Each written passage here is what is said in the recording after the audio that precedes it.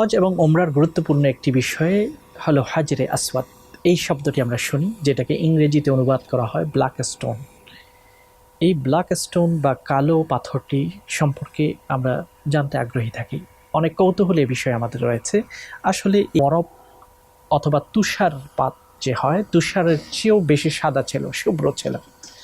মানুষের অব্যাহত স্পর্শের কারণে সেটা কালো হয়ে গেছে। নাজাল আল হাজরু ওয়া হুয়া আশাদ্দু বায়াদান মিনাল লাবান ফাসাওয়াদাতহু খাতায়া বনি আদম। দুধের মতো সাদা এরকমই ছিল।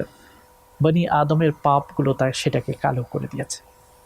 এজন্য এই পাথরটিকে কেউ যদি স্পর্শ করে কিংবা চুমো দেয়, সেটার ফজিলত সম্পর্কে আমরা দেখি যে ইয়াহুত্তান, রোকনে ইয়ামানি এবং এই হাজারের কারণে আল্লাহ রাব্বুল আলামিন সকল পাপগুলোকে মুছে দেন, গুনাহগুলোকে আল্লাহ তাআলা মুছে দেন। কাজেই এটাকে স্পর্শ করা সুন্নাহ। এবং এই ইয়া হাজার, হে পাথর, ইন্নাকা লা তাদুররু ওয়া লা তানফা, আমি জানি তোমার লাভ এবং ক্ষতি করার কোনো ক্ষমতা নেই।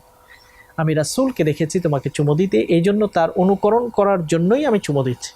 কাজে হাজরে আসওয়াদ চুমো দেওয়ার সময় মনে রাখতে হবে যে আল্লাহ নবীর সুন্নাহকে অনুকরণ করার জন্যই, আল্লাহ নবীর পদ্ধতিকে অবলম্বন করার জন্যই আমরা কিন্তু চুমো দিই।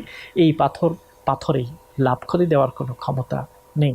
এই আকীদা নিয়েই আমরা পাথরকে চুমো দেব, তবে কাউকে কষ্ট দিয়ে ধাক্কাধাক্কি করে অথবা নারী পুরুষের সংমিশ্রণের মাধ্যমে নয়।